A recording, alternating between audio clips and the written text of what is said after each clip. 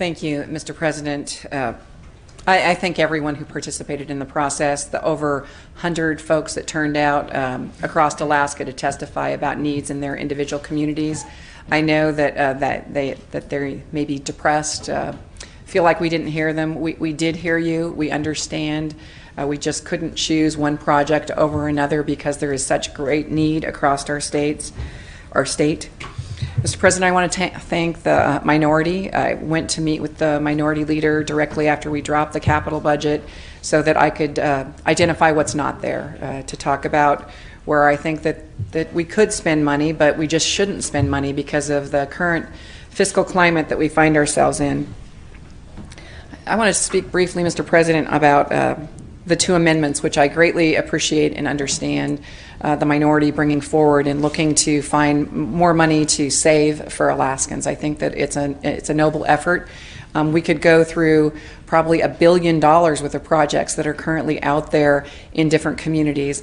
But Mr. President, from my perspective, that's not our role. That is the role of the governor of the state of Alaska. Through his administration, the process that they use, they have to take months to determine whether we have fulfilled our obligations to parties that we are partnering with for those projects and evaluate the long-term viability of those projects. And Mr. President, Governor Walker did that when he first took office. He identified, I believe it was 5 major projects that he thought should be reviewed, and the Senate Finance Committee reviewed those projects too.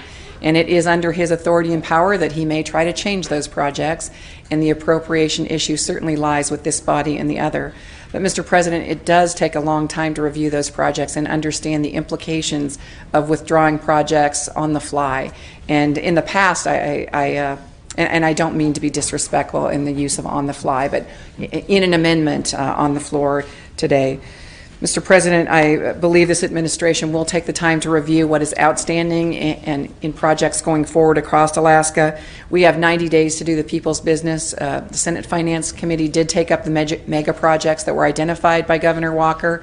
Again, we may feel differently, but on those particular amendments, I just say thank you to the minority. Thank you for the participation in the process, and I would urge a green light today, as the senator in front of me described. The only thing I have to say in addition, Mr. President, is on the Kasaili lawsuit. A green button here today supports extinguishing a responsibility. I should say it supports doing the right thing for some folks in our state that have been disadvantaged for 15 years. 1999, that lawsuit was brought forward. And to lift this up in this budget today with the cooperation from all of you on the floor would mean a great deal to the people of Alaska, but specifically to the village of Kivalina and the children that have waited while adults squabble about what's right to do for them. Those children deserve a facility that is adequate for their education. Mr. President, it started out with a remodel. That's what the decree asked for, and so that's why the number has been in play about what would complete our responsibility, or what would stop the lawsuit. Mr. President, on April 9th, 2015, I believe I've delivered it to each of your offices.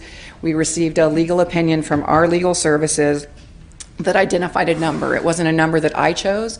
It was a number that our legal counsel chose on our behalf.